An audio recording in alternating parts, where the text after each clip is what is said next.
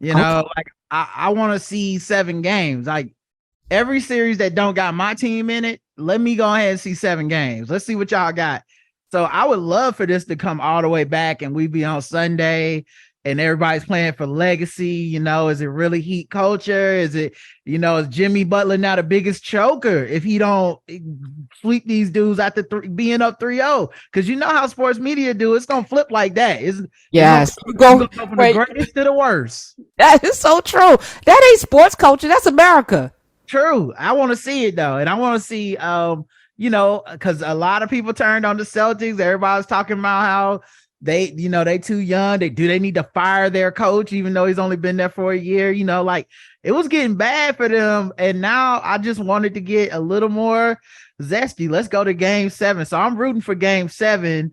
And in game 7, I think the funnest possible thing would be for Boston to win. Funnest.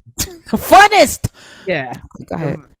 I mean, you can't come on. You let Ice Cube speak for Black America. You gotta let me play with All some right. words. Okay. Go ahead. Go ahead. Uh, Go ahead. Ryan. You do you. You do you. the funnest thing would be if somehow the Celtics win because it would just be chaos, and then whoever goes is going up against that buzzsaw in Denver, Right. Jokic. So I want to see all of that.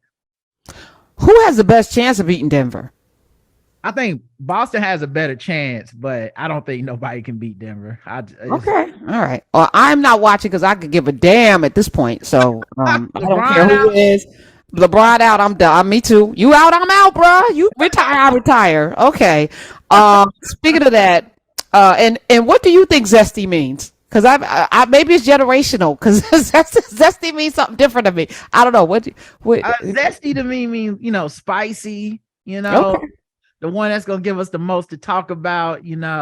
I know some other colloquial versions of that word, but that's not the version I meant. Just Okay. All right. I was just checking. hold up now. I know you're a LeBron fan like myself. But you say you aren't even watching the finals. If he retired next year, you done watching NBA or what?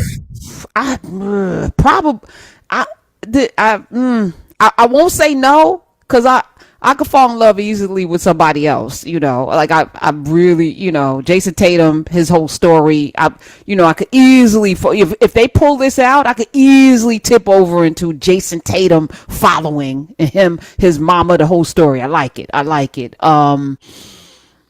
I can't see LeBron retiring, so let me just say that. Yeah. I don't think that's happening, especially if Kyrie Irving comes to play, which it looks like he might. I don't know why he left anyway. I'm glad he's found the Lord, whatever he's found, Yahweh, wherever he's gone. He's elevated himself as a human being, and that's what we just wait on that. You wait on adults to adult. Things happen in maturity. I'm happy to see it. Speaking of that, I have so many things to talk to you about today, Roderick. Before I get to Sean King, Scottie Pippen, since we're on basketball, because I want to try to give a story. Okay. I don't know if it's the yak that he's been drinking. I don't know if he's incurred some CTEs on the court. Maybe he's been elbowed many, many times. Or maybe this is how he's always felt, and maybe after that last dance, Scotty is petty. But, if you're like me, you ain't got to get petty if you stay petty, So, like, I ain't got to get petty. So, this is a surprise, right? So, nobody would be surprised if this behavior came from me because I stay petty. But he's coming out, like, saying some really interesting things. I'm going to play a clip. I hope we have it ready, Amina. Okay, so Scottie Pippen just said this. Play it. LeBron will be the greatest statistical guy to ever play the game of basketball. And there's no comparison to him. None. So, does that make him the greatest player to ever play the game? I'll leave that out for debating because I don't believe that there's a great player because our game is a team game and one player can't do it. Like, I seen Michael Jordan play before I came to play with the Bulls. You guys seen him play. He's a horrible player. He was horrible to play with. He was all one-on-one. He's shooting bad shots. And all of a sudden, we become a team and we start winning. Everybody forgot who he was. Wow. Wow.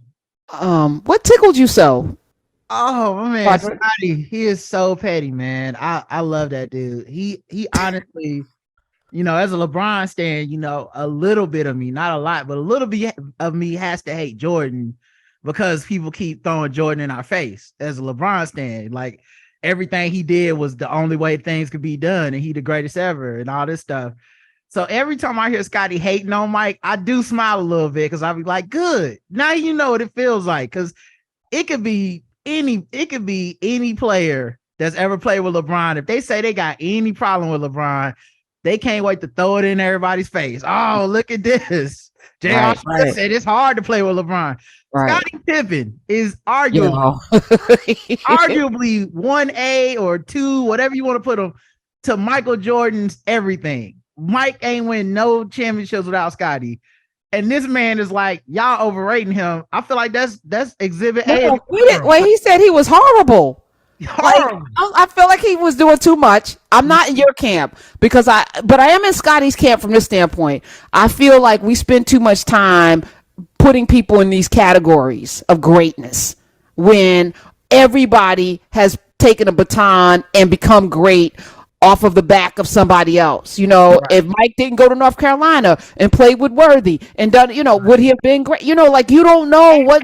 In this context, I don't think he means horrible as a player. No, I know. As a team player, horrible as a teammate. And yes, much is true. Like, listen, even the part of me that loves Jordan kind of loves him because he was a horrible team, like smacking people in practice, horrible to folks. Give me the ball every time. Bill Cartwright had to threaten to end this man's career. He's not a good guy. That's not why I liked him. I liked him because he wasn't a good guy, Right. Yeah. There was an era of villainy that you wanted somebody to have. I wish you would energy, which LeBron doesn't seem to have. So, the people that seem to criticize LeBron the most, they criticize. And I was a LeBron hater for a long time.